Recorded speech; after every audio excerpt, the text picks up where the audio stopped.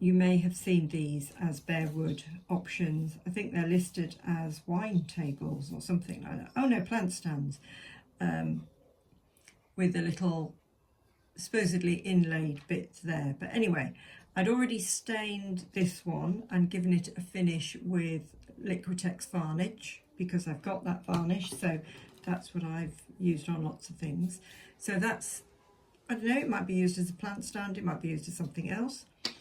And I wanted bedside tables for Ashton Place, so I had these two. One I'd started painting white, the other one was still bare wood and looking for a home, and I thought, I know what I will do. I will paint them both white and they can be bedside tables, because in Ashton Place the lights, the bedside lights, are on the wall, and I've got more to do with them. I will show you when I've finished.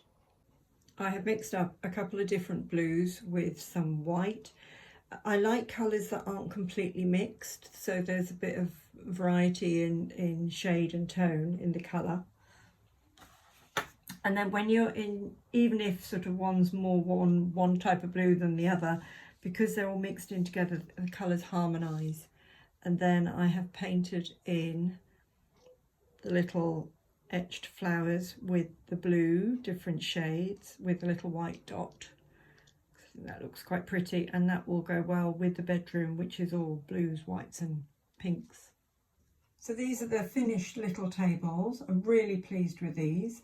So these are painted white household emulsion and then finished with a little bit of Liquitex gloss medium because I've got it, so I'm using that to as a sort of a varnish finish. And then in the bottom I decided to, I've got these sort of plate patterns that I printed out, but you could use any pattern from anything. And then I cut a little piece of acetate to sit in there, so that sort of recessed that sort of down as if it was glass, and a different pattern on the other side, only because otherwise I would have had to print out a whole other sheet to get two of the same. And then on the top, these tables come with this sort of little etching bit.